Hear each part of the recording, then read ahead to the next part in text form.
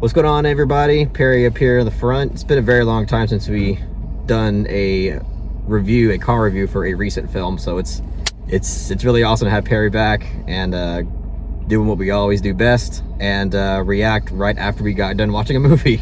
And this time the movie was Come On, Come On, which is both written and directed by Mike Mills, right? I don't know. Fact check. I don't know if he wrote it. Until further notice, it's written and directed by Mike Mills.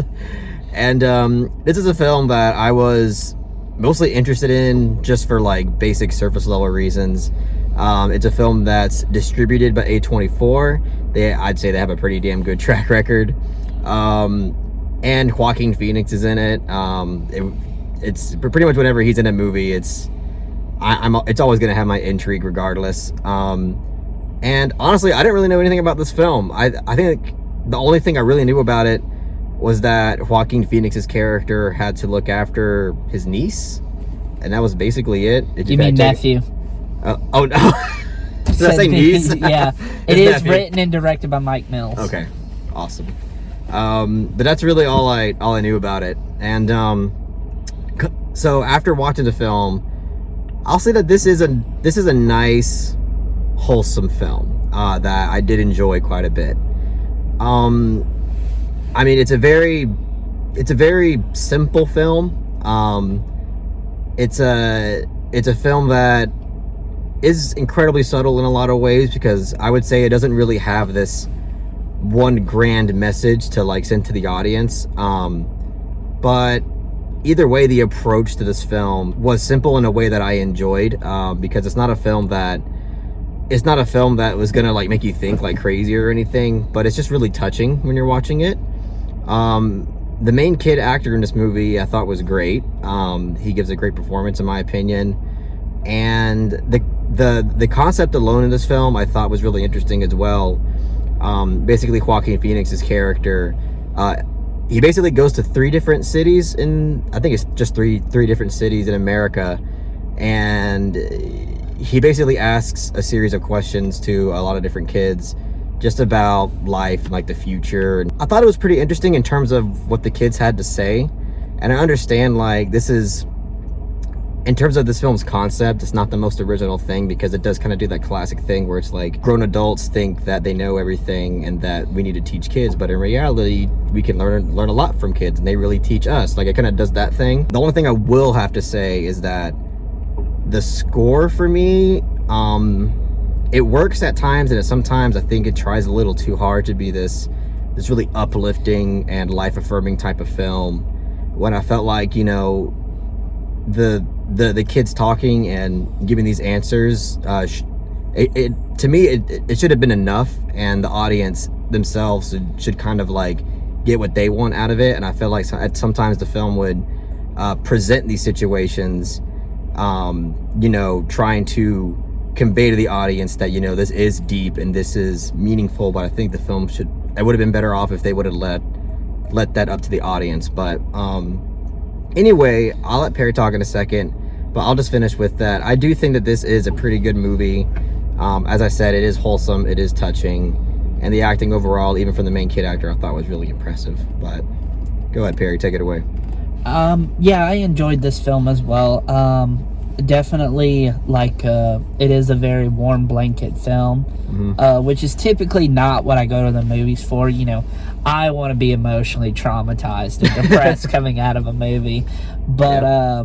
I mean, doing these car reviews and being a film critic, I have to be open to so many different films from so many different genres. And, like I said, overall, I did enjoy the film. I think this was a really good direction for Joaquin Phoenix to go into, like, after giving a performance like Joker. It's nice to see him dial it back and do something more, like relatable in terms of the type of character he's playing. This is the first film he did after Joker, right? I believe so. I just thought of that, yeah. Yeah, because you got to think, like, Joaquin Phoenix, he typically plays, like, deranged psychopaths, not just in Joker, but in You Were Never Really Here, and The Master, his best performance. Yeah, I can agree with that.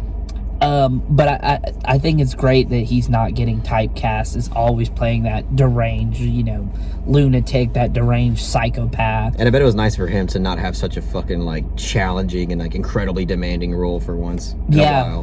But still, he still brought his A game, and he had such incredible chemistry with the child actor in this movie. Like, to me, that is the heart of the film. Mm-hmm. Like, you talked about like him interviewing the kids and whatnot, and I was kind of mixed on that aspect, because like you said, the score would just swell up as the kids were talking, and it's like the film was trying to tell you something like, oh, this is so deep, this is so powerful, this is so meaningful, as opposed to let the audience like come to that conclusion and come to a particular emotion or an idea. Rather, the film like would just kind of spell it out to you. So we're basically like on the same page with that. Yeah, definitely. Because the score is very over manipulative at times.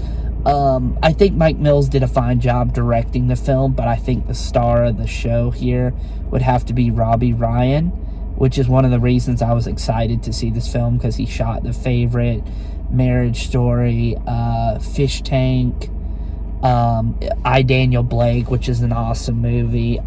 He even shot Sorry We Missed You. So it's like, I knew going into it that I was gonna get some great cinematography, and it is a very well shot film. Out of all those films, I'd say the top two in terms of how it looks would be the Favorite as number one, and this one probably the second, in my opinion. Because I mean, I Daniel Blake, I think it's a fantastic film, but I actually think the weakest thing about the movie is honestly the way it looks. Not that the camera work's bad. No, it's not bad. No, it's just kind of conventional. Well, that wasn't the focus of the movie, was having super showy camera work. Well, I don't necessarily mean showy, but I'm just saying it could have been elevated a little more. I guess I can see that. How do you? I really like the decision to have the entire film in black and white. How did you feel about that? I don't know. I was thinking about that like halfway through the film, and when I was watching it, I'm like, is this really like doing anything for my experience? And honestly, I still don't really know. There's a part of me that feels like if this film was in color, I would have gotten the same exact experience. Yeah, I guess I could see that. I guess I could agree with that. But honestly, like, I don't know. Like, it's one of those things where, like, I would have to kind of, like, if there was like a version in color and watch it, I kind of have to see. There's other films where clearly, like, if you watch The Lighthouse, you're like, this would not be nearly as effective if you watched it in color. Like, the whole choice of having it in black and white really elevates the experience, and you just know right away. This one, I really don't know. I couldn't tell you. Yeah, I mean, I guess I would have to agree. It's not like it had it had to be shot in black. Yeah, it wasn't a bad decision. I'll say that. It wasn't a bad decision. Right, like, it didn't take away from the film. Like, I didn't find it distracting at any point. I guess one, like, issue I have with the film is it does dwell into a mumblecore territory. And mumblecore is like very like hit or miss, and mumblecore is like where the dialogue is improvisational. And I do feel like there were some scenes, even with Joaquin Phoenix and the kid, where the dialogue felt very improvisational, and to me some of those scenes came off a bit weaker than their scenes that actually you could tell were scripted.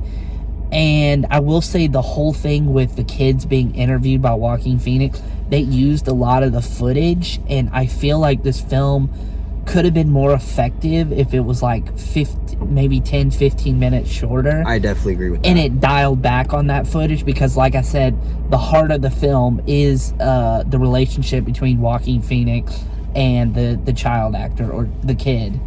Yeah, I think the second act of this movie is what drags the most, in my opinion. I agree. I started to notice that, like, when it kept showing, like, all the footage of him talking to these kids, like, again, like, it's not that it wasn't interesting, it's just that it kind of does to the point where you kind of just want the plot to develop more, you want the characters to be fleshed out more, and instead you're kind of getting more of these segments that, again, they don't really add much to the film, because you already get a nice handful of this stuff already. So when it keeps happening, as I mentioned, you kind of just want the movie to go you kind of want the movie to progress to where it's going. Right. There are even some scenes like towards end of the second act, going into the third act, that would have been better ending scenes than the ending scene we got. Yeah, I can because see that. there were some scenes in like towards the end of the film that I thought were so powerful. It's like you could have ended the movie right there, and you would have, slam dunk. That's Ikiru for me. That's the kind of way I felt with Ikiru. Yeah, I know. I don't feel that way, but with Ikiru, you just have that perfect scene on the swing set, and I'm just like, you could have just ended it there. It would have been insane. But I get that there was another plot that they had to wrap up, but to me, that plot, like, not that it was a bad or anything. It just wasn't as like powerful. Right, it wasn't as powerful. Like, it wasn't the focus of the film. And it's like, you kind of, like, we had an idea of, like, where that was going to go, But the film, had to continue, had to include so much footage of the kids being interviewed, and had to, like, clear up, like, what was going on with that B plot, which is not as interesting as the A plot. I definitely agree with that, but I don't want to downplay the actual footage of the kids, because there are a lot of moments in the film where, like, all these answers that the kids give are really interesting, because kids is a really obvious thing, but they're more to the point. They don't overcomplicate anything. They kind of just give you these answers in a simple way, and in ways that can be really eye-opening. Not that, like, you've never heard this stuff before, but it kind of like forces you to kind of look at yourself and these things that, like, you've been, like, burying, and the kids will just come out straight with it. And I just really like that about it. So I don't want to downplay the fact, because I did like the inclusion of it in the film. It's just maybe, like, a little bit less of it. Right, that's exactly where I am, because like I said, I do like it. I'm just a little mixed on it, and that's because we got too much of a good thing, they just overused it, very much overkill in my opinion. I will say Scoot McNairy, like, who's gonna get completely overlooked because he's only in a few scenes of the film, and I think he gave a great performance. Who's that? Did he play the father? Yeah. He's not in the film much, but I think he does do a great job, because in terms of, like, he's not in the film much, but the kind of character he has to play is quite challenging. Yeah, and I think he nailed it. And even the mom too, like, I should have remembered the actress's name, but I don't remember her name either. Yeah. I'm going to put it in the box below, but yeah. She did I thought she was great as well. Yeah. I mean, all the performances in the film is honestly really great. That's what really, a lot, like, for me, really carries the movie, is the performances and Robbie Ryan's cinematography. Yeah, and again, like, this is a really, like, touching film. Like, it's just a nice, like, heartwarming, touching film. And I think it's really effective on that front. Is it like as profound as it wanted to be? I don't think so. No. But it is effective in most of what it's going for. It's one of those things where it's really reaching to be something that's profound, in my opinion, and I don't think it quite got there. Absolutely. But I did enjoy this film, and I don't know if you want to talk more about it, but I'm ready to give ratings. I feel like this is kind of a one and done film, like wham bam, thank you ma'am. Yeah. I don't really wham bam, thank you ma'am. I don't really see myself rewatching this film. Like, I enjoyed it, but it's not something I'm going to go back to. I don't really see myself I don't really see myself going back to this movie either. I might, like, buy it on Blu-ray, just to have it, but I probably wouldn't buy it, like, at full price. Like, I wouldn't pay, like, $22.99 for it, but if it was on sale for, like, $9.99 or something, I might get it, See, I wouldn't, but that's because it's not getting a Criterion release. Perry's a Criterion purist. He doesn't care about Arrow. He don't care about Shout Factory. Yeah, I don't care about Kino Lorber. I just want Criterion. But I mean, typically I don't refactor rewatchability in my rating, but that is something I do have to point out. I do factor that in a way, but not fully. Like, there's some masterpieces that I wouldn't really watch often, so it only goes so far. What were you gonna ask me? Oh, in terms of non-Criterion releases, that Dune Blu-ray release looks pretty fucking good, man. Yeah. You might want to think about getting that. Yeah, I have it's a Walmart exclusive, apparently. I have to get on tight. that. I'll have to get on that one. That and Spencer too. I want to own on Blu-ray. I already bought Pig. Nice. Oh, I gotta get Pig too. Yeah, it's so fucking good. I like how I say I'm a Criterion purist, and then I'm talking about non-Criterion because like films. the new films that come out, like they're really good, and you're not gonna get them on Criterion. So like, what the? You can't just not own them. Like right. But either way, I'll give my rating. I'll give Come On I'll give it a solid 7 out of 10. Okay. It's a little generous, but it is a nice, touching film, and I did enjoy it quite a bit. What about you, buddy? I don't want to be too generous on this one. I think I'm a little lower than you are. I'm gonna give this. You know what? I'll give it a strong 6 out of 10. Oh, okay. Fuck it. I'll be a little generous. I'll give it a strong 6. I thought for a second you were gonna give it a soft 7. I'm like, yes. That's okay. I will take a strong 6. That's a good grade. Yeah. But yeah, I mean that's all we gotta say.